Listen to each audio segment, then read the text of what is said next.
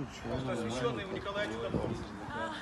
Колокола. С благостью памяти. Но у нас же каждую неделю. Вы просто не выходите, поэтому у вас такой исключительный. Вам нравится? Вот он сказал, что освящены колокола церкви Николая Чудотворца. О, у тебя яркий. Слушай, ну это что происходит? Смотри, вот я нажимаю. Вот, начинается